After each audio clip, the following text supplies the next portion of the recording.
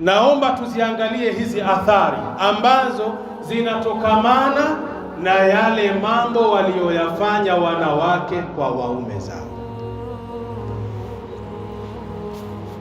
Ikhwata al-iman, ndugu zangu katika imani, idha ghamaraha dhulmu zawjati li zawjiha, pindi inapopatikana ile dhulma ya mwanamke kumdhulumu mume wake, fa inna lidhalika atharan sayyi'atan ala zawjati dhalimati, hakika ya jambo hilo linasababisha athari na mabalaa na madhara kwa huyu mwanamke ambaye mwenye kumdhulumu mume wake. Wa ala alhayati zawjiyati, na vile vile katika maisha yao ya ndoa. Famin tilka alathari sayyiati li dhulmi zawjati zawjaha, na miongoni mwa hizo athari ambazo zinapatikaniwa kwa yule mwanamke ambaye anayemdhulumu mume wake, awalan, ya kwanza, dhahabu saadati zawjiyati, ndani ya nyumba kunaondoka maisha ya amani na maisha ya utulivu na upendo. Mwanamke akiwa tayari kumdhulumu tu mume wake, ile dhulma anayomfanyia mume wake itakuwa ni chanzo na sababu kuondoa amani, kuondoa utulivu, kuondoa upendo ndani ya ndoa yao. Watashattutu alaqati alusariyati, na vile vile mafungamano ya familia, ule mwingiliano wa familia utakwenda kusambaratika na kuharibika kwa wanandoa hao. Fa innahu la rahata baina zawjaini, kwani hakika hakuna amani na upendo na utulivu baina ya wanandoa wawili, illa idha qama bainahuma al-adlu, isipokuwa kunaposimama baina ya wanandoa hawa usawa na uadilifu kati yao. Sasa ikiwa mathalan watoka ulikotoka huko, umefanya kazi ngumu shekhe, unakuja nyumbani, wajua mimi alhamdulillah nikifika nyumbani nitatulizwa na mke wangu, nitapewa chakula kizuri na mke wangu, nitahudumiwa vyema na mke wangu. Hamu yako yote umeiweka kwenye nyumba yako ukapate hiyo amani na utulivu, lakini waingia ndani ya nyumba, mwanamke ni kama hakutambui vile. Kila kitu ndani ya nyumba wajifanyia mwenyewe. Una njaa utajipikia, wataka kuoga utajiwekea maji mwenyewe, wataka kupigiwa pasi utajipigia mwenyewe. Yani yale mambo ambayo mwanamke anatakiwa ayahudumie kwako, wala hana mpango nayo, anakwambia una mikono. Tena wanawake wengine wanapata kiburi na jeuri kuwasikia baadhi ya mashekhe wakisema, mimi nimeletwa hapa ndani ya nyumba, kazi yangu sio kupika, kazi yangu si kuosha vyombo, kazi yangu mimi sio kukutandikia kitanda, mimi kazi yangu ni moja tu, kukustarehesha wewe.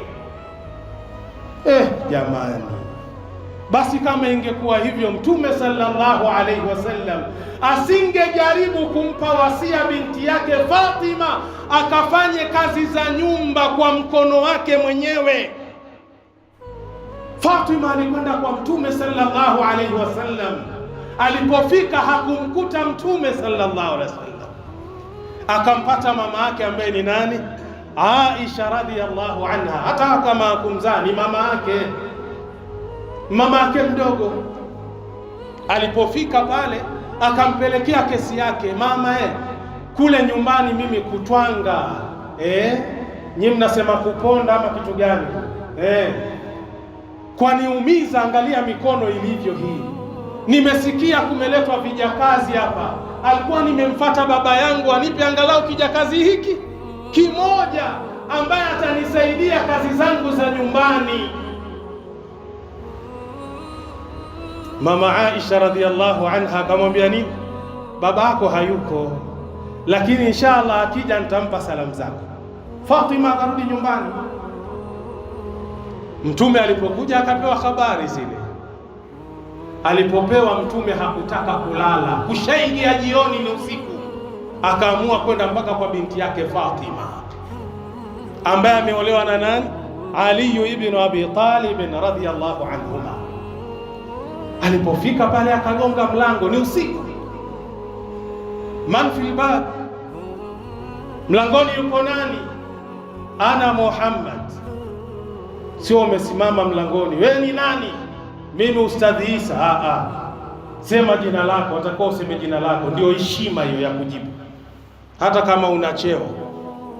Kwa hiyo Mtume sallallahu alaihi wasallam akawafahamisha, ni mimi baba yenu. Akafunguliwa mlango.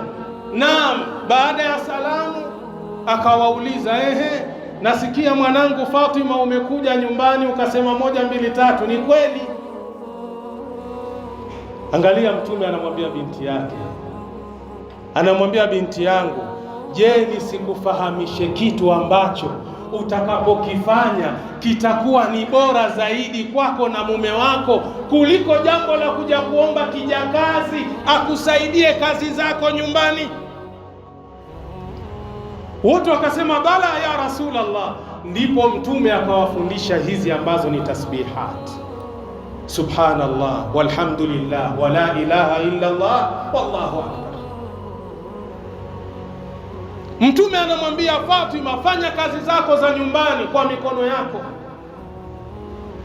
Sasa lau kama ingekuwa mathalani huyu mwanamke halimuhusu, basi Mtume angemwambia hata kweli hilo halikuhusu mwanangu, wapata shida, mikono mpaka imechoka namna hii, ngoja nikupe kijakazi. Alimwambia fanya kazi za nyumbani kwa mikono yako. Yani maana yake linda ndoa yako, binti yako. Lakini leo wanawake wanapata nini? Maneno kama haya, wanafura vichwa. Sheikh, mimi nimeletwa kwa kazi moja tu hapa, tendo la ndoa, na hilo tendo la ndoa mwenyewe ukimtaka kwa siku mara 3 imekuwa mperemende, kila ukienda ukirudi mperemende. Si umeletwa kwa hilo, mbona ulitaki wewe?